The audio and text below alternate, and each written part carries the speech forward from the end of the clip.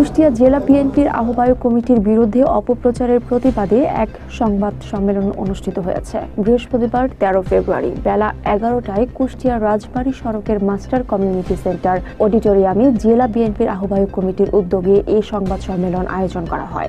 সংবাদ সম্মেলনে উপস্থিত ছিলেন জেলা বিএনপির আহ্বায়ক কুতুবউদ্দিন আহমেদ, সদস্য সচিব প্রকৌশলী জাকির হোসেন সরকার, যুগ্ম আহ্বায়ক অ্যাডভোকেট তৌহিদুল ইসলাম আলম সহ বিএনপির ও অঙ্গ সংগঠনের বিভিন্ন পর্যায়ের নেতৃবৃন্দ এবং জেলায় কর্মরত গণমাধ্যম কর্মীরা। বক্তারা অভিযোগ করেন, পদবঞ্চিত ব্যানারে পরিচিত কিছু ব্যক্তি জেলা বিএনপির দায়িত্বশীল নেতাদের বিরুদ্ধে ধারাবাহিকভাবে মিথ্যা ও বিভ্রান্তিকর প্রচার চালিয়ে যাচ্ছে, যা অত্যন্ত দুঃখজনক। এসব অপপ্রচারে বিএনপির নেতা কর্মীরা মর্মাহত ও ক্ষুব্ধ। তীব্র নিন্দা ও প্রতিবাদ জানিয়ে বিএনপির নেতারা বলেন, দীর্ঘদিন ধরে ধৈর্য ধারণ করা হলেও বর্তমানে পরিস্থিতি সহনীয় পর্যায়ে নেই। তারা সংশ্লিষ্ট ব্যক্তিদের অবিলম্বে মিথ্যাচার বন্ধ করে দলের কাছে ক্ষমা চাওয়ার আহ্বান জানান।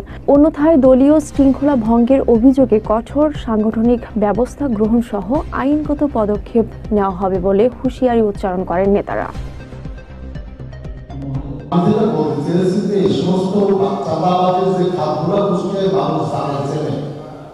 ঠিকাদারি প্রতিষ্ঠান, বাড়িমহল, জলমহল, হাট সেসব আপনারা যে বলছে যে জেলা বিএনপি বর্তমানে নেতৃত্ব পুরো জায়গাগুলো দখল করে তারা করছে, এটা আমাদের কথা, ওনাদের বক্তব্য। আমি সেই সূত্র ধরে বলেছি যে এই ক্ষেত্রে যদি এরকম কিছু হয় তাহলে আমাদের দায়িত্ব প্রকৃত সত্যটা উদ্ঘাটন করে জনসমক্ষে প্রকাশ করা। কুষ্টিয়া জেলা বিএনপির পদবঞ্চিত একই পরীক্ষিত দাবিদার যে সমস্ত নেতৃবৃন্দ এই কমিটির বিরুদ্ধে অসন্তোষ প্রকাশ করেছে, আমরা এটাকে খুব একটা অপরাধ হিসেবে চিহ্নিত করি। ওনারা আন্দোলন করেছেন, ওনারা প্রতিবাদ সমাবেশ করেছেন, ওনারা রাজপথে বিক্ষোভ প্রদর্শন করেছেন, মানববন্ধন করেছেন, অনশন করেছেন। আমরাও অনেক সময় তাদের বলেছি যে দলের সর্বোচ্চ নীতি নির্ধারকদের কাছে আপনাদের যদি কোনো আবেদন নিবেদন কোনো কিছু থাকে আপনারা ব্যক্ত করেন, এ নিয়ে আমাদের তরফ থেকে কোনো প্রতিবন্ধকতা নেই। তাদের এই প্রতিবাদ বা অভিব্যক্তি ব্যক্ত করা পদ্ধতি অনেক নিয়ে অনেক বিকল্প থাকতে পারে। আমরা সেই বিষয়ে তাও বলিনি, কোনো কথা বলিনি। আমরা এটুকু বুঝি, আহ্বায়ক কমিটি ঘোষণা করেন অনুমোদনদের দলের ভারপ্রাপ্ত চেয়ারম্যান।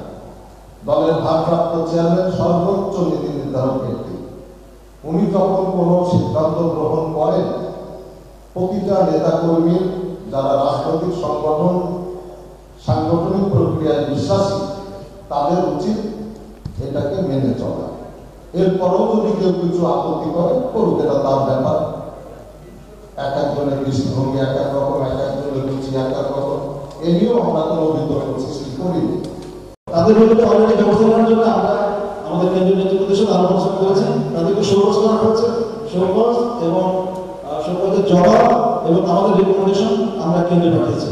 নেতৃবৃন্দ যদি জবাবের সাথে জড়িত থাকে সেটা দায়িত্ব অবশ্যই আমরা নেব, কিন্তু যারা বিএনপির দায়িত্বশীল পদে নাই তারা যদি এ ধরনের কাজের সাথে জড়িত থাকে সেই দায়িত্ব কিন্তু আমাদের ঘাড়ে বর্তাই না।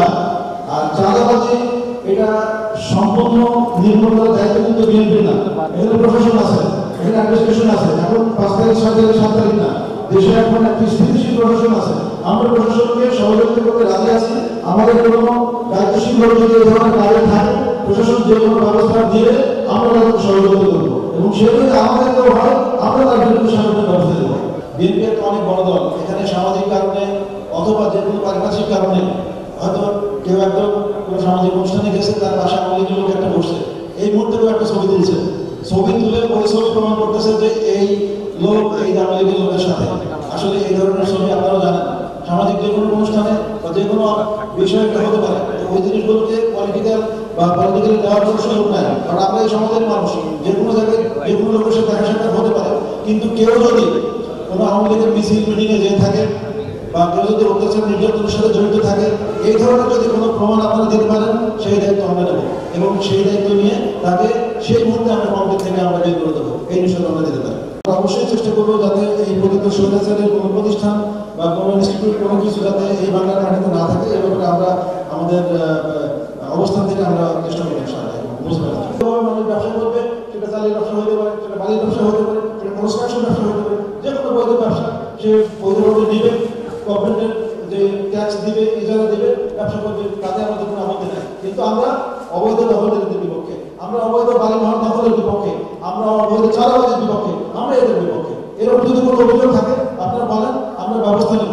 আর যদি ব্যবস্থা না নেই তখন আপনারা আমাদেরকে বলেন যে ভাই আপনারা তো বলছেন আমরা নাকি কোন বেসরকারি ইউনিভার্সিটি, সেই নামও ঠিক মতো জানতে ব্যাপারে শুনলাম, লালন ইউনিভার্সিটি, সেই লালন ইউনিভার্সিটি নাকি আমরা সেই পতিত স্বৈরাচার যে হানিফ সাহেবের কাছ থেকে নাকি আমরা জোরপূর্বক জবরদখল করেছি।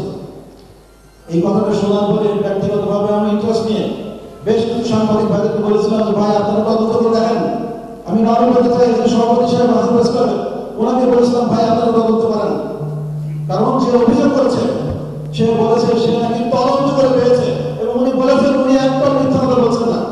আজকে আমি বলতে চাই আমরা তদন্ত করে বের করেছি, আমরা লিস্ট দিয়েছি, আপনার কি খবর লিস্ট থেকে আপনি উপস্থাপন করবেন, না হলে এই দাবির সাথে আপনি কানে ধরে মিথ্যাবাদীর সাথে আপনি এই পরিস্থিতি থেকে বিদায় নেবেন।